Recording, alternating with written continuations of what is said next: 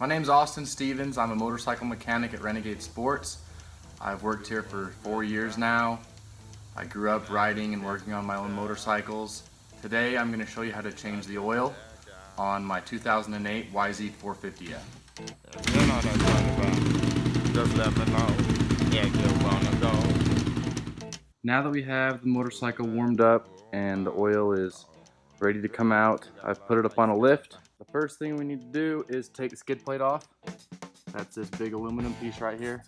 The tools that we're going to use today is a 3/8 inch impact wrench, 5mm Allen, a Torx 40 and a Torx 30, as well as a 12mm ratchet end wrench, a 1/4 inch ratchet, and an 8mm socket.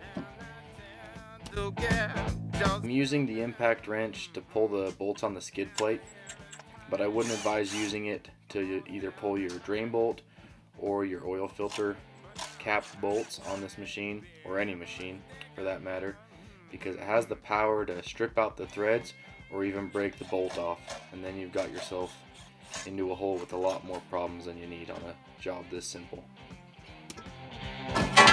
Now that we've got the skid plate off, we'll be able to start draining the oil now. First, what we're going to do is undo the fill cap. That way we create some airflow when we pull the drain bolt on the bottom side of the motor. Take out the fill bolt as well as the dipstick up here. We go down to the bottom side of the motor, find the drain bolt, and using our 12mm ratchet end wrench, loosen the bolt. Then you can finish taking it out by hand.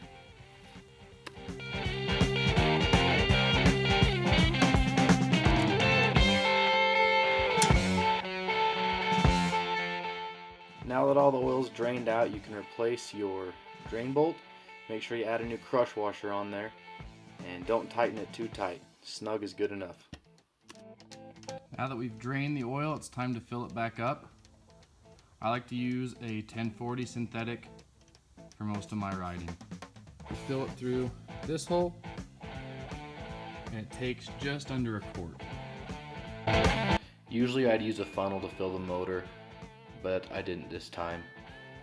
You're going to want to start the bike after you've filled it with oil and let it idle for about 30 seconds, then turn it off and let it sit for 15. After you've let the bike sit for about 15 seconds, pull the dipstick and check it to make sure there's oil on the end of it. Now that you've learned to change your oil, it's time to load up and go for a ride.